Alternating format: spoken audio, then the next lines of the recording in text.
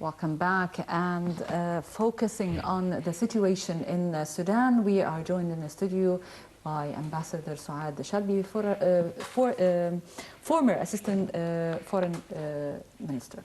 Hello and welcome to our show. Hello. Mrs. Ambassador, how do you weigh the timing of the U.S. move in order to lift the sanction on Sudan?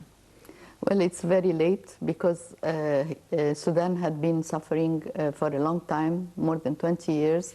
Her economy had been hit badly, and actually sanctions did not give any result. That means that it had deteriorated the situation of poverty, and it was meant to stop international terrorism, and it was accusing the administration of Omar Bashir of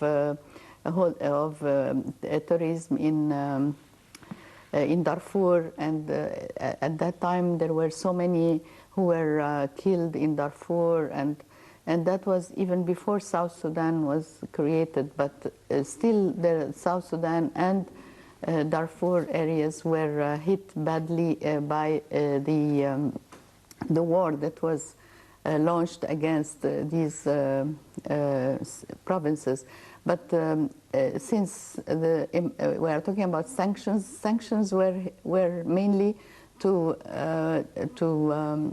weaken the state and to stop them from supporting terrorism. But actually, it did not help in that.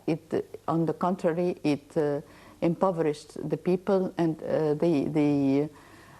the country has been isolated by many countries in the West because of these sanctions.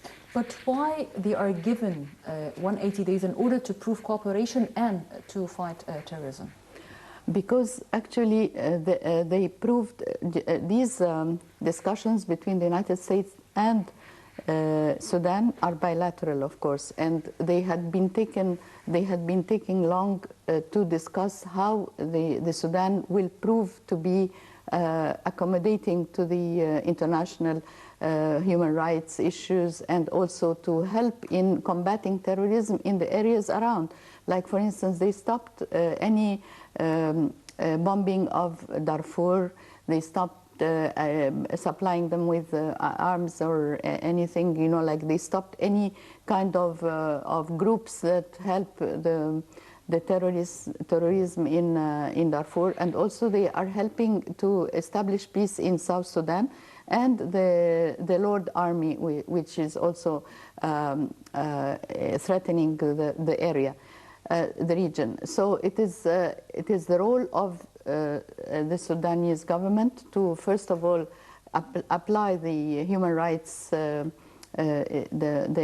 stop human rights abuses, and to show their support to the issues that are asked for to combat supporting any kind of terrorist activities in the region.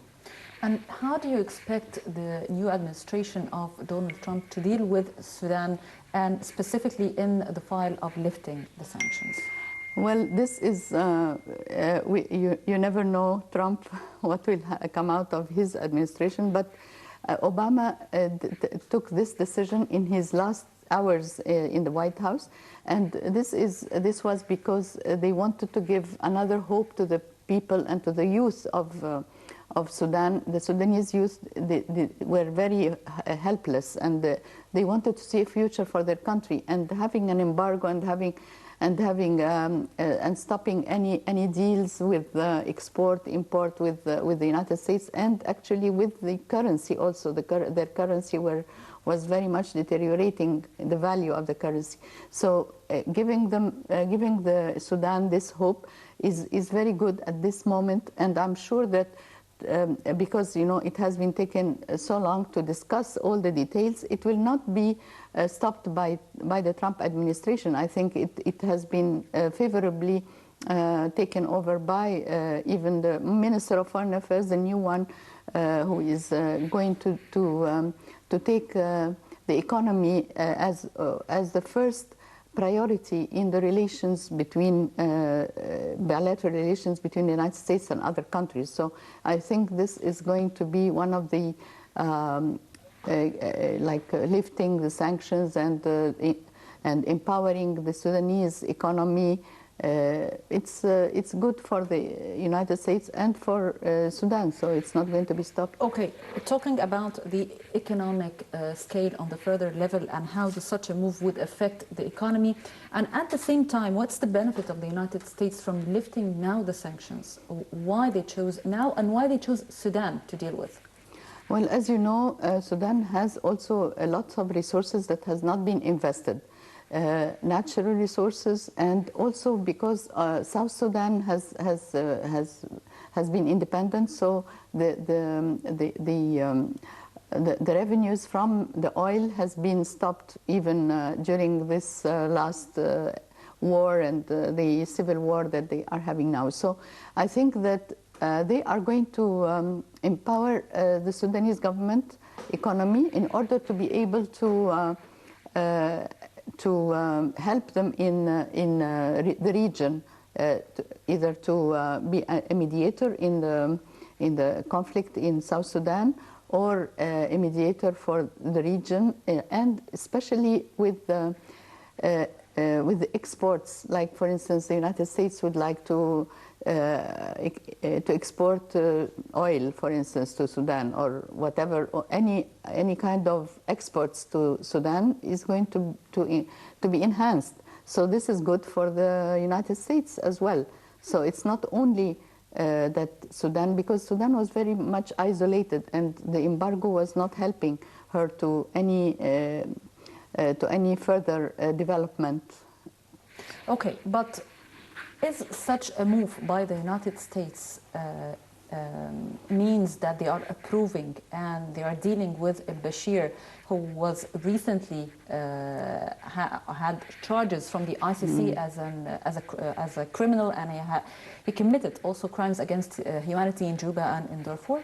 Yes, as you said, the sanctions did not help any, even the sanctions that were held against Bashir to stop him from traveling and to convict him by the ICC and whatever.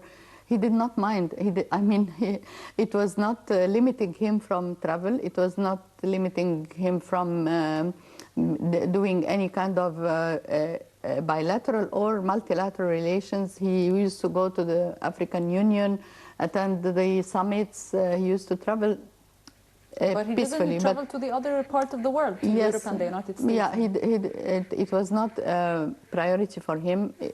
And same like with what happened with Mugabe, for instance. So I think that they discovered that since the presidents are not complying with these sanctions, and that their people are supporting them. Bashir now is 24 years president, and he's still getting support from his people. So why should they oppose such? There is no reason to be against the al-Bashir and against his people, while he's continuing. Better deal with him, like from the realistic and the practical point of view. Better deal with the devil than isolate him. Actually, we have 1 minute because we ran Sure. out of time. Sure.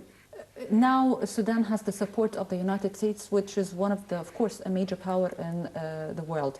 How do you see the future of al-Bashir in Sudan, especially that he, a few weeks ago, he had protests in the street, and also he had strikes in his country? I feel that I think that any president has to be on the verge of going out, because it's a long time, and as you know, all the region they don't accept the long term of presidency.